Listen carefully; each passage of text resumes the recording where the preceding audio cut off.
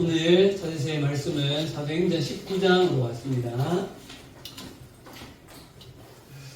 자, 사도행전 19장 1절로 10절까지 말씀입니다. 사도행전 19장 1절에서 10절까지 말씀 함께 교독하도록 하겠습니다. 네. 아볼로가 고린도에 있을 때에 바울이 윗지방으로 다녀 에베소에 와서 어떤 제자들을 만나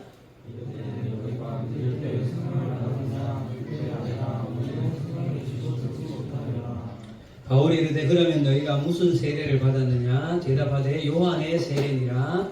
바울이 이르되 요한이 세례의 세례를 분명 백성에게 가르되 내 뒤에 오시는 이를 믿으라 하셨으니 이는 곧 예수라. 그들도 듣고 주 예수의 이름으로 세례를 받으니 바울이 그들에게 말하되 성령이 그들에게 이름으로 넘어가고 이르노니 모두 12사람쯤 되니라. 바울이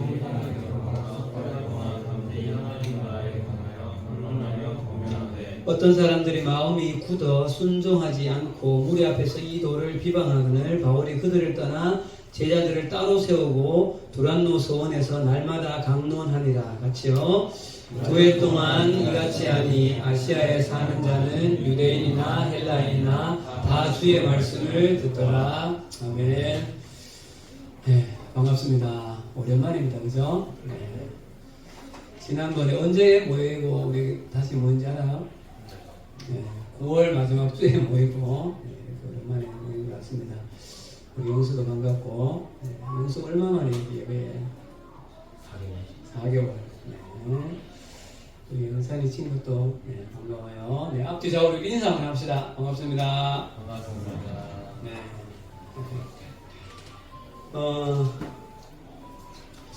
10월 첫째 주, 둘째 주 이렇게 지날 때는 몰랐는데 셋째 주 넘어가면서 주일을 지나고 나서 조금 허전한 느낌이 조금 왜 그럴까 생각했더니 이제 우리 뭐 함께 모여드린 이 예배가 없는 게 저한테는 좀 그렇게 느껴졌는데 여러분들한테도 그런가요? 네.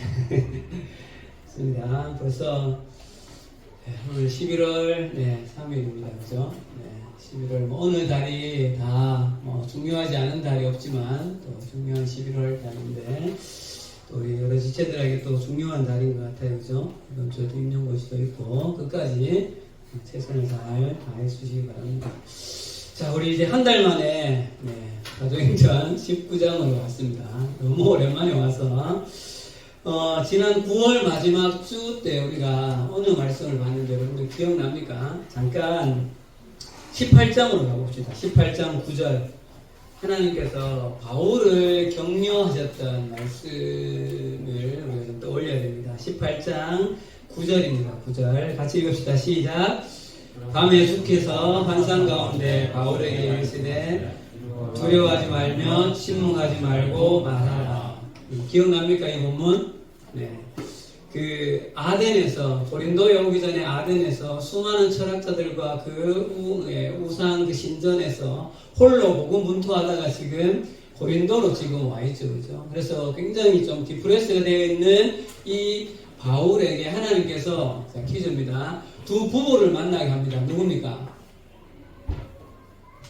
네, 브리스길라와 아굴라. 이 부부를 만나게 하셔서 하나님께서 위로하시기도 하고 오늘 9절 요 말씀처럼 직접 하나님께서 나타나셔서 말씀하시기도 하죠. 그죠? 그리고 이제 나머지 18장은 좀 건너뛰고 우리가 지금 19장으로 왔습니다. 올해 안에는 이 사도행전을 좀 이제 드디어 이제 마무리를 좀 해야 되기 때문에 자, 19장 말씀을 우리가 생각하기 위해서 우리 몇 가지 사실을 좀 확인하고 가도록 하겠습니다. 여러분 지금 18장까지가 몇 차 지금 여행 중에 있습니까? 한 달을 지금 쉬고 온 게 지금 차이가 계시죠. 몇 차 여행이에요? 2차 여행이죠. 2차 여행. 2차 여행 중에 있어서 여행 중에 하나님께서 위로하셔서 2차 여행의 주된 사역지 중에 마지막 가장 큰 도시가 바로 무슨 도시였어요? 고린도라는 지역이잖아요. 고린도 지역. 거기서 1년 6개월을 더 이제 사역을 하게 되어지고 2차 여행을 이제 마무리하면서 자 18장 19절로 한번 가보세요, 여러분. 한 곳을 잠시 들리고 나서 원래의 파송받았던 교회로 가게 됩니다. 18장 19절입니다. 읽을게요. 시작. 에베소에 와서 그들을 거기 머물게 하고 자기의 땅에 들어와서 유대인들과 교류하니. 네, 에베소를 잠시 거치는데 거기에 브리스길라와 아굴라 부부를 거기에 머물도록 하고 잠시 거기서 유대인들에게 복음을 전하고 다시 오겠다라고 2차 선교여행을 마치고 돌아갑니다. 자, 21절과 22절입니다, 여러분. 21절 같이 읽겠습니다. 작별하여 시작. 작별하여 이르되 하나님 계신 너희에게 걸어나가고 배를 타고 에베소를 떠나 22절까지요. 가이사랴에 바다에 올라가 교회의 안부를 묻는 교회 안티오크로 내려가서. 네. 자, 22절에 보면 가이사랴에 상륙하여 올라가 교회의 안부를 물으니 할 때 이 교회는 예루살렘 교회를 말하는 거예요. 여러분 지도 한번 봅시다. 넘겨주세요. 여러분 이제 이 정도는 좀 알고 계세요. 1차는 초록색 이렇게 내려왔다가 빨간색으로 이제 돌아가는 게 1차 여행이었어요. 자, 2차로 가겠습니다. 2차. 네.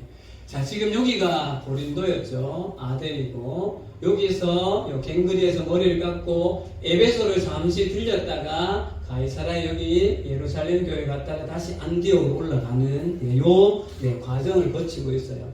파송을 안디옥에서 받았기 때문에 안디옥으로 돌아간다는 것은 이제 2차 여행이 어떻게 된 거예요? 끝난 거죠. 그죠? 자, 그 다음 가봅시다. 여러분 23절 한번 가보세요. 23절. 자, 여기 22절과 23절 사이를 보는 게 좀 중요합니다, 여러분. 23절 같이 읽읍시다. 시작.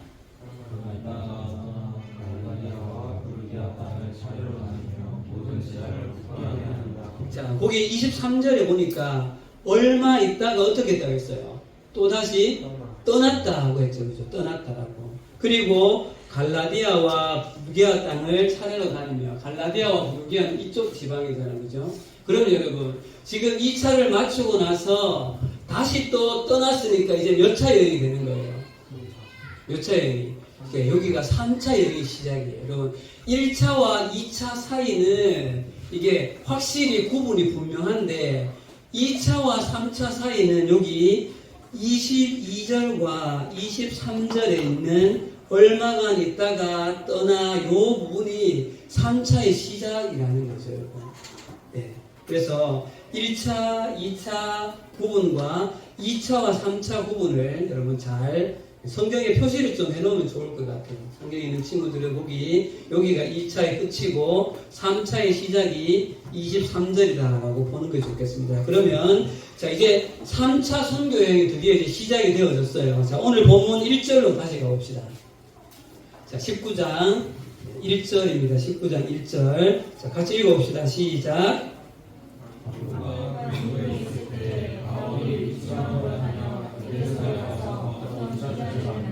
자, 이따가 아볼로에 대해서는 조금 이따가 살펴보고요.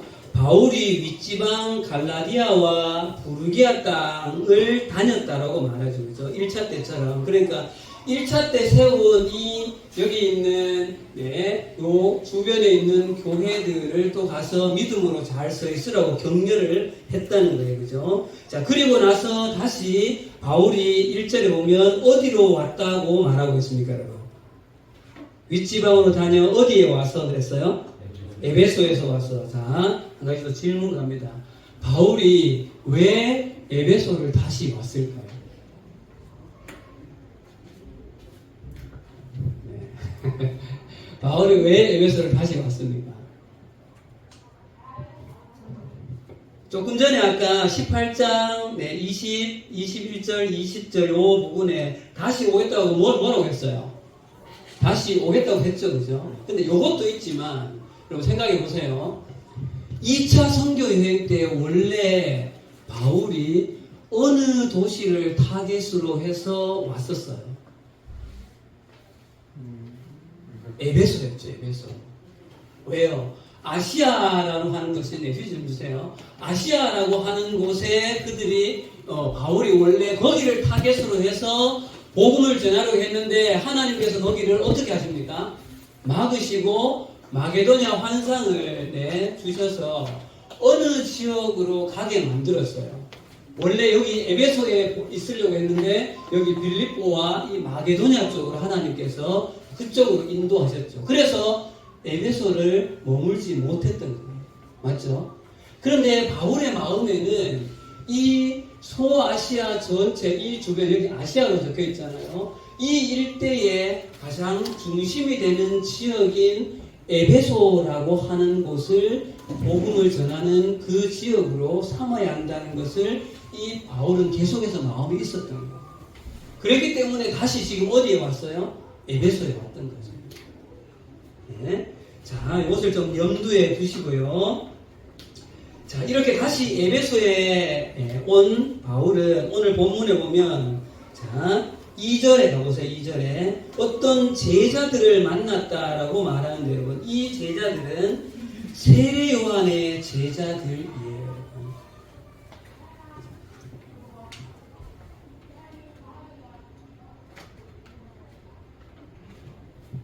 이 세례 요한의 제자들을 만나서 이 세례 요한의 제자들에게 그들이 전혀 알지 못하고 있는 예수 그리스도의 복음 성령에 대하여서 깨닫게 해주는 일이 일어나고 있다는 거죠. 저는 오늘 이 본문을 여러분 보면서 그 당시에 세례 요한의 회개와 세례 사역과 함께 예수님의 사역이 함께 공존하고 있던 때에 세례 요한의 제자들에게 예수님의 복음에 대해서 깨닫게 해주는 이 바울의 이 모습을 보면서 우리 시대의 우리들도 우리가 지금 예수를 믿어서 예수님의 제자라고 말하고 있는 우리들도 하루빨리 예수 그리스도의 그 복음에 대한 새로운 눈을 뜨는 것이 좀 필요하다는 생각을 굉장히 깊이 좀 하게 되어지는 거예요. 자, 오늘은 그 부분에 대해서 한번 좀 나누려고 합니다, 여러분. 자, 오늘 말씀의 2절과 3절을 여러분 다시 한번 보십시다. 2절과 3절이요. 2절, 3절 한번 읽어주세요. 시작. 성령을 받았느냐? 네, 아니라 우리는 성령의 계심도 듣지 못하였노라. 바울이 이르되 그러면 너희가 무슨 세례를 받았느냐? 대답하되 세례 요한의 세례니라. 여러분, 지금은 예수님이 오시기 조금 전에 유대 땅에서 회개의 세례를 전하였던 누구의 사역에 대한 이야기가 나와요? 세례 요한의 사역이 이야기가 나와요. 세례 요한이 요단강에서 회개하라고 복음을 전하였던 그 사역이 굉장히 흥왕하였던 거죠, 여러분. 자, 잠깐만 누가복음으로 한번 가봅시다, 여러분. 누가복음 3장 2절에 3절 한번 가봅시다. 누가복음 펼쳐보세요.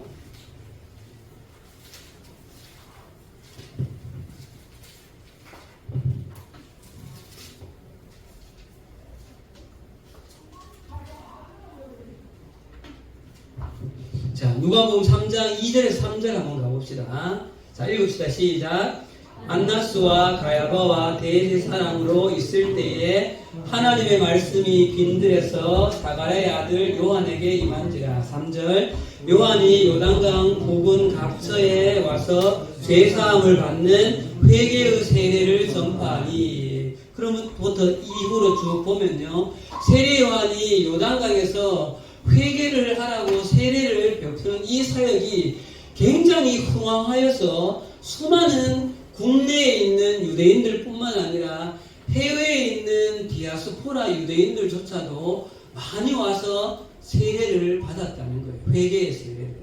자, 근데 이 중에는 누구도 왔는가 하면 외국에 있었던 헬라파 유대인들도 여기 함께 와 있었기 때문에 오늘 다시 본문을 여기 누가복음 2장 이렇게 표시해 놓고요. 오늘 본문의 19장에 나와 있는 에베소에 와 있는 이 세례 요한의 제자들도 바로 그 세례 요한의 요단강 세례를 받고 지금 에베소에도 와 있다는 거죠.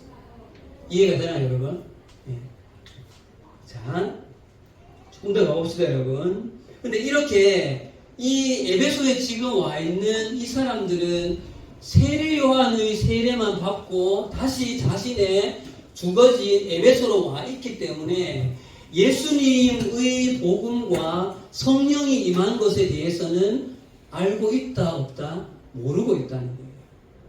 그러니까 지금 이 사람들한테 가장 최신의 핫한 복음은 바로 누구의 세례인 거예요? 세례 요한의 세례인 거죠. 그죠?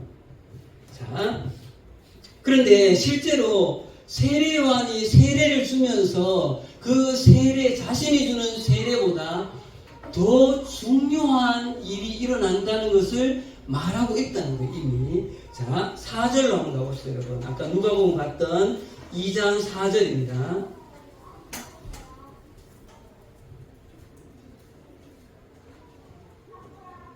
자, 5절에서 여러분, 네, 6절 지나세요.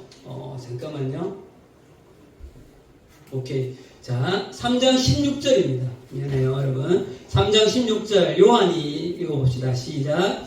요한이 모든 사람에게 대답하여 이르되 나는 물로 너희에게 세례를 베풀거니와 나보다 능력이 많으시니가 오나니 나는 그의 신발끈을 풀기도 감당하지 못하겠노라. 그는 성령과 불로 너희에게 세례를 베풀 것이요.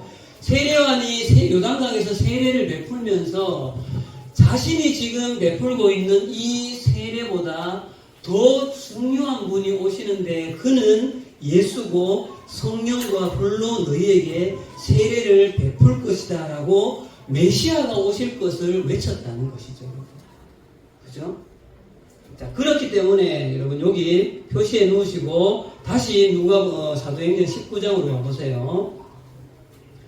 그런데 이 사실에 대해서 바울은 이미 알고 있는 것이죠. 그래서 에베소에서 만난 이 세례 요한의 제자들에게 예수 그리스도와 성령의 복음을 전하는 거죠. 자, 4절로 한번 가봅시다, 여러분. 19장 4절입니다. 같이 읽읍시다. 시작.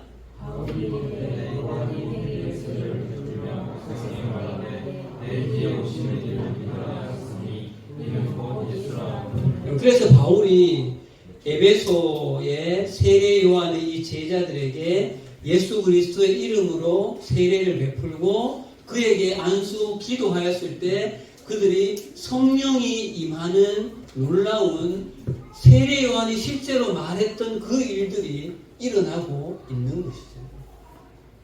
그러니까 이전에 이 세례 요한에게만 세례를 받았던 이 제자들에게는 이 예수 그리스도의 복음과 성령께서 임하시는 일에 대해서 이들이 전혀 알고 있지 못하다가 바울로 인하여서 복음을 제대로 예수 그리스도를 알게 되어졌다는 거예요.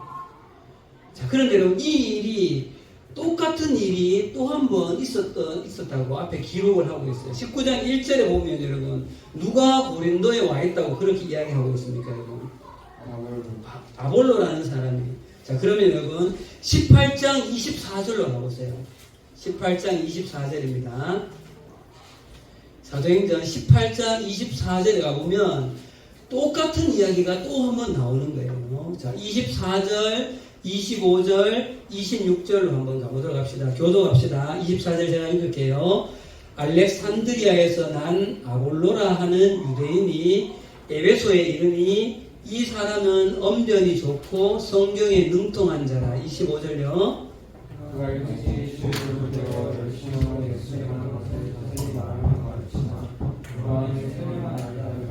그가 회당에서 담대히 말하기 시작하거늘 브리스길라와 아굴라가 듣고 데려다가 하나님의 도를 더 정확하게 풀어 이르더라. 여러분 이 알렉산드리아라고 하는 것은 지도상으로 보면 어딘가 하면 아프리카의 가장 위에 여러분 애굽 정도 이집트 쪽을 말해요. 근데 여기에도 아볼로라고 하는 사람이 역시 누구의 세례만 알아요? 세례 요한의 세례만 알았다는 거예요. 근데 그에게 바울로부터 복음을 제대로 들었던 브리스길라와 아굴라가 에베소에 있었는데, 아볼로가 그 에베소에 왔을 때 이 아볼로는 성경에 능통하고 구약에 능통하였으나 딱 이 아볼로도 지금 알고 있는 복음의 최신 복음이 어느 복음이에요? 세례 요한의 복음이에요. 그러니까 이 브리스길라와 아굴라가 예수 그리스도의 복음에 대해서 다시 전하여주고, 그가 마지막에 지금 26절에 보면 하나님의 도를 더 정확히 풀어 이르더라 하는 것이 바로 예수 그리스도의 죽으심, 부활, 그리고 성령의 임함에 대한 것을 이야기하는 거죠. 그래서 여러분 오늘 19장 1절에 아볼로가 어디에 있을 때라 그랬어요? 고린도에 있을 때. 지금 바울은 고린도를 떠났을 때 이 아볼로가 고린도로 가서 고린도 교회에 2대 어떻게 보면 담임 목사가 되어진다는 거죠. 자, 지금 여러분 이 상황을 잘 이해할 필요가 있어요. 세례 요한의 사역이 구약이 끝나면서 세례 요한의 사역이 이어지고, 그 다음 그 사이에 누가 태어납니까? 예수님이 내서 예수님의 복음이 시작되어지는 이 세례 요한의 세례 사역과 예수님의 이 사역이 공존하던 때에 일어나고 있는 현상인 거예요. 지금 이 모습. 그런데 예수님이 승천하신 이후에 성령께서 내리시고 임하시고 이전에 없던 새로운 공동체가 마련되어졌죠. 그 공동체가 바로 뭐예요? 교회라는 공동체입니다. 그래서 지금 오늘 본문에 지금 세례 요한의 세례와 또 예수 그리스도로 인한 세례가 함께 지금 공존하고 있는 이때는 어떻게 보면 너무나 당연한 것이죠. 그러나 여러분, 지금 이들이 제대로 알아야 되는 복음은 세례 요한의 복음이에요? 예수 그리스도의 복음이에요? 예수 그리스도의 복음인 것이죠. 그죠? 그래서 지금 바울이 지금 곳곳마다 가는 곳에 어떤 제자를 만났다고 하는데, 그들이 누구의 제자만 알고, 세례만 알고 있다? 세례 요한의 세례만 알고 있는 이 현상이 지금 일어나고 있다는 거죠. 그죠? 자, 그래서 바울은 이들에게 복음에 대하여서 예수 그리스도가 누구고, 그분이 왜 돌아가셨고, 승천하신 이후에 성령을 보내셔서 교회를 형성한 이 복음에 대하여서 지금 말씀하고 있다는 것이죠. 저는 이 본문을 함께 좀 묵상을 하면서 오늘날 우리가 다니고 있는 한국 교회 안에도 이런 비슷한 모습이 일어나고 있다는 생각이 드는 거예요. 이게 무슨 말일까요? 여러분들은 당연히 세례 요한의 세례가 아니라 예수 그리스도의 세례와 성령에 대해서 여러분들은 알고 있죠. 맞죠, 여러분? 네. 제가 그것을 말씀드리려고 하는 것이 아니라, 우리가 예수 그리스도의 제자이고 우리가 그리스도인이라고 한다면 예수님이 가르치신 복음의 핵심적인 가르침에 대하여서 정확히 알고 있어야 한다는 사실이에요. 그런데 많은 경우에 예수 그리스도의 복음의 핵심에 대한 가르침을 한국교회 그리스도인들이 사실은 잘 놓치고 있는 경우를 많이 본다는 거죠. 그게 뭔가를 오늘 조금 나누고 싶은 거예요. 예수님 당시에 바울이 지금 복음을 전하러 다니면서 세례 요한의 그 세례만 알고 예수 그리스도의 복음을 모르고 있는 이 현상과 비슷하게 예수님에 대해서 알고 있지만 예수님의 복음의 가르침의 핵심을 잘 모르고 있는 이 시대에 교회를 다니고 있는 그리스도인의 모습에 대한 그것들이 느껴진다는 거예요. 여러분 생각해 보세요. 과거에 누구누구의 제자라고 말하면 주로 자신의 그 스승되는 그 스승의 가르침에 대해서는 적어도 잘 알아야 하는 것이죠. 예를 들어서 내가 공산주의자다라고 말하면 공산주의라고 말하는 그 이론의 가장 핵심적인 철학이 무엇인지를 알아야 되는 것이 당연하죠. 여러분, 그리스도인이라는 것이 무슨 말인지 알아야 돼요. 공산주의자라고 말하는 것처럼 그리스도인의 원어를 보면 그리스도주의자라는 말과 동일하다는 거예요. 그런데 우리는 예수님의 가르침, 예수님이 가르치신 그 복음의 핵심이 무엇인가에 대하여서 많은 경우 놓치고 있다는 거죠. 자, 그러면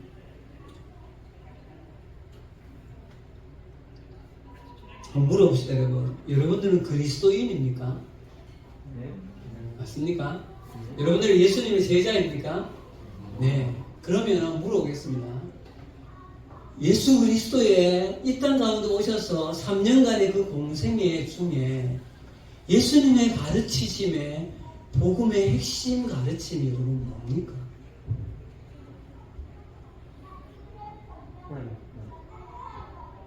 뭐예요? 여기에 한국교회 그리스도인들이 답을 잘 못한다는 거예요. 많은 경우에 무엇을 이야기하는지 알아요? 예수님의 가르침의 핵심이 무엇입니까? 라고 물으면 여러분 혹시 저는 그동안 제가 하나님 나라에서 많이 강조했기 때문에 아까 영찬이가 하나님 나라에 대한 이야기를 하잖아요. 그런데 여러분들 친구들에게 여러분 친구 중에 교회 다니는 친구들이 분명히 있을 거예요. 친구한테 한번 물어보세요. 예수님의 핵심적인 가르침, 복음의 핵심이 뭐라고 생각하니라고 물어보십시오. 뭐라고 대답합니다. 많은 경우 무엇을 이야기할까요? 사랑을 이야기해요. 사랑을 이야기해요. 그래서 생각해 보세요. 여러분, 불교의 핵심이 뭡니까? 불교하면 떡 떠오르는 낱말이 뭐예요? 자비죠, 자비. 자비와 사랑이 달라요. 여러분, 일반적인 모든 종교에서 사랑을 말하지 않는 종교가 있을까요? 유교의 핵심이 뭐예요? 예의죠. 인의 이런 거잖아요. 인의가 사랑 아닌가요, 그게? 여러분, 제반 모든 종교 안에 사랑하지 말라는 종교는 있어요, 없어요? 그런 종교는 없어야 돼요. 여러분, 예수님의 핵심적인 가르침이 사랑, 그것이 아닌 것은 아니지만, 여러분, 예수 그리스도의 핵심적인 가르침은 오늘 말씀에 8절 봅시다. 8절. 19장 8절입니다. 8절에 정확한 답이 나와 있어요, 여러분. 읽읍시다. 시작. 바울이 회당에 들어가 석 달 동안 담대히 하나님 나라에 관하여 강론하며 권면하되.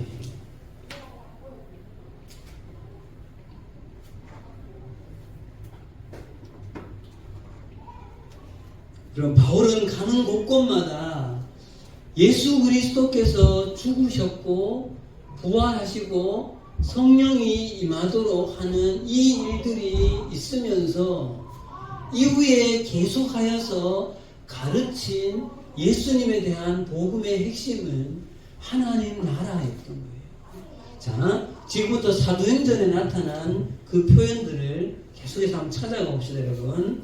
성경을 보는 친구들은 표시를 좀 해놓으면 좋겠습니다. 사도행전 1장 3절로 가보겠습니다. 사도행전 1장 3절입니다. 자, 사도행전 1장 3절 한번 읽어보겠습니다. 시작. 그가 고난받은 후에 또한 그들에게 확실한 많은 증거로 친히 살아계심을 나타내사 40일 동안 그들에게 보이시며 하나님 나라의 일을 말씀하시니라. 8장 12절로 가겠습니다. 8장 12절 읽읍시다. 시작. 빌립이 하나님 나라와 및 예수 그리스도의 이름에 관하여 전도함을 그들이 믿고 남녀가 다 세례를 받은. 여러분 빌립도 하나님 나라에 대하여서 가르치고 있다는 거예요. 자, 20장 25절로 가보겠습니다. 20장 25절. 20장 25절입니다. 시작. 보라, 내가 여러분 중에 왕래하며 하나님의 나라를 전파하였으나 이제는 여러분이 다 내 얼굴을 다시 보지 못할 줄 아노라. 하나님 나라를 전파했으나. 자, 28장 23절입니다. 28장 23절. 자, 읽읍시다. 시작. 그들이 날짜를 정하고 그가 유숙하는 집에 많이 오니 바울이 아침부터 저녁까지 강론하여 하나님의 나라를 증언하고 모세의 율법과 선지자의 말을 가지고 예수에 대하여 권하더라. 아침부터 저녁까지 강론했는데 뭐를? 하나님의 나라를 증언했다. 자, 마지막입니다. 28장 31절. 네. 사도행전의 가장 끝절이죠. 28장 31절입니다. 시작. 하나님의 나라를 전파하며 예수 그리스도에 관한 모든 것을 담대하게 거침없이 가르치더라. 여러분, 예수 그리스도의 복음의 핵심은 하나님 나라예요. 하나님 나라.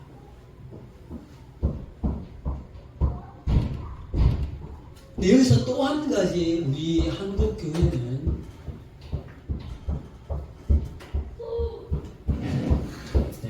또 한 가지 조금 어려움이 있어요. 하나님 나라라고 말할 때 또 한 가지 어려움이 하나님 나라 하면 천국을 이야기하게 되어지고 천국을 이야기하면 죽어서 가는 나라를 생각합니다. 이것이 여러분 두 번째로 하속히 바꾸어내어야 할 예수 그리스도의 복음의 핵심입니다. 자, 여러분 잠깐 한번 가봅시다. 여러분, 우리가 예수를 믿어서 구원받았다라고 말하는 것이 죽어서 천국에 가는 것이다. 여러분, 그것을 내가 잘못됐다고 말하는 것이 아니라는 것들을 여러분 분명히 아시죠. 그것이 가장 핵심이 맞습니다. 그러나 이것만 말한다면 예수님의 복음을 충분하게 다 해석하는 것이 아니라는 사실이에요. 아마 여기 계시는 우리 최순영 팀장님하고 저하고 어렸을 때 이런 찬양을 많이 불렀어요. 저희 학교에서.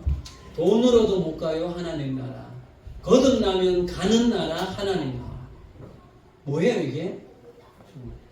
천국을 가는 거죠. 또 예수를 믿으면 마치 천국 가는 티켓을 얻은 것처럼 그런 찬양들이 많아서 주가 되게. 대표적으로 나는 구원 열차 올라타고서 하늘나라 가지. 차표 필요 없어요. 주님 선장 되시니 나는 염려 없어요. 뭐 빵빵. 나는 이런 찬양이 대부분이었다는 거예요. 예. 근데 이 찬양이 여러분 틀렸다는 것이 아니라 우리가 예수 믿어서 천국에 가죠. 근데 이건 뭐예요? 죽어서 가는 나라예요. 여러분 이렇게만 복음을 해석하고 예수님의 가르침을 이렇게만 한정한다면 예수님이 이 땅에서 가르치신 하나님의 그 나라의 우주적인 복음을 해석해내는데 굉장히 편협하다는 거죠. 그럼 이것을 깨달아야 돼요. 자, 한 것만 더 보고 이제 말씀을 좀 정리할게요, 여러분. 사도행전을 시작하면서 베드로 사도가 예수님을 뭐라고 소개하는지 한번 보세요. 사도행전 2장 36절입니다.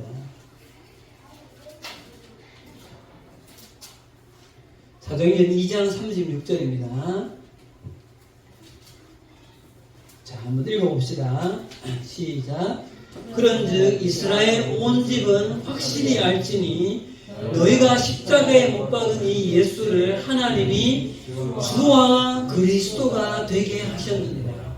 여러분, 여기서 이스라엘 온 집은 우리도 해당이 됩니까? 안 됩니까?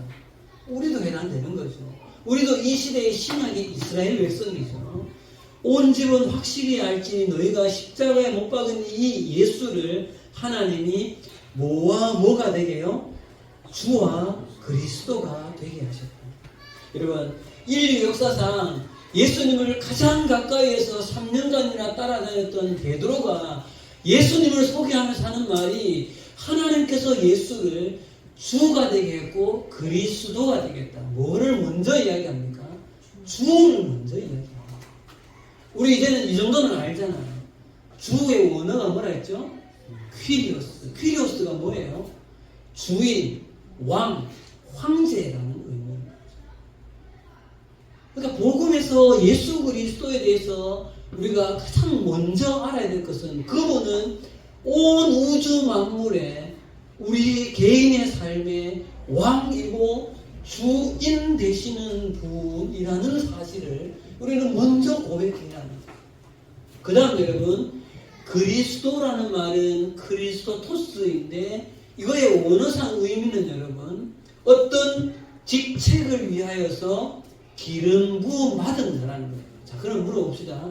예수님의 중요한 이 땅에 오신 직책 임무가 뭐예요? 그죠?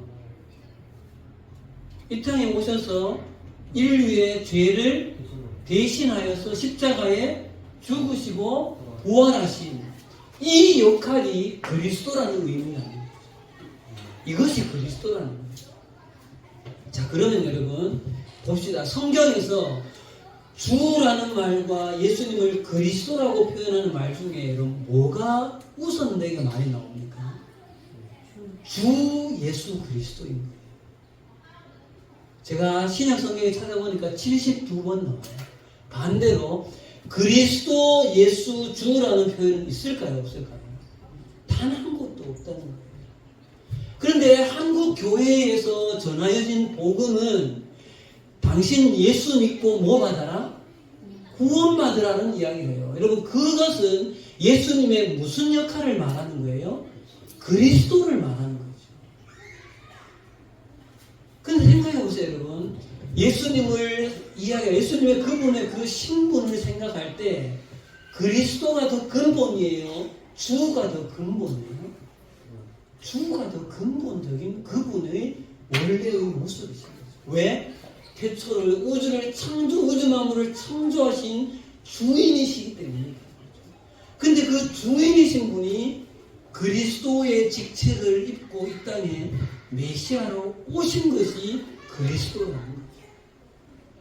근데 한국 교회에서는 예수 그리스도의 퀴리오스 되심에 대한 부분은 사실은 그렇게 많이 얘기하지 않아요. 그렇지 않아요. 많은 경우 우리는 복음을 전할 때도 여러분 예수 믿고 구원 받으십시오를 이야기해요. 그러면 내가 예수 믿었습니다. 아멘. 그러면 나는 구원 받았다. 천국에 가는 거예요. 여러분 이 복음의 이 사이클만 생각한다면 예수님의 주 되심, 왕 되심에 대하여서는 잘 인지하지 못한다는 거죠. 그러면 무슨 현상이 벌어지는가 하면요. 내 삶과 내가 구원받은 하나님의 자녀된 이 복음과의 순종이 약간의 분리 현상이 일어난다는 거예요. 자, 봅시다. 예수가 나의 왕이라는 주인이라는 고백을 먼저 하게 되어진다면 내가 나의 주인이 아니라 예수가 나의 주인이라면 주인에게 순종하는 것은 부차적인 거예요. 그것은 기본이 되는 거예요. 기본이 되는 거죠. 그리고 제가 그리스도라고 표현하는 것이 잘못됐다고 말하는 것이 전혀 완전한 예수는 우리의 그리스도이세요. 그런데 한국교회가 많이 놓치고 있는 부분이 예수 그리스도의 퀴리오스 주 되심이라는 거죠. 그래야만 우리의 삶의 전체가 하나님의 나라라는 것이 이 땅 가운데에서도 우리가 누릴 수 있는 거죠. 죽어서 가는 천국과 함께 이 땅 가운데서도 내가 물질을 쓸 때, 시간을 사용할 때, 관계를 맺을 때, 내 삶의 모든 영역에, 여기 말하는 우리 삶의 그 패러다임 전체가 예수가 주인이다라는 그 의식이, 그 신앙이 나의 신앙이 되어져. 그것이 예수를 믿는 것이라는 거예요. 차이가 좀 구분이 되어집니까? 예수님을 구원주라고 고백하는 것과 예수님을 나의 주인이라고 고백하는 것에서의 그 차이를 말씀드리는 거죠. 하나님 나라가 무엇입니까? 하나님의 주대심, 왕대심을 인정하는 것이에요. 자, 말씀을 이제 정리하겠습니다.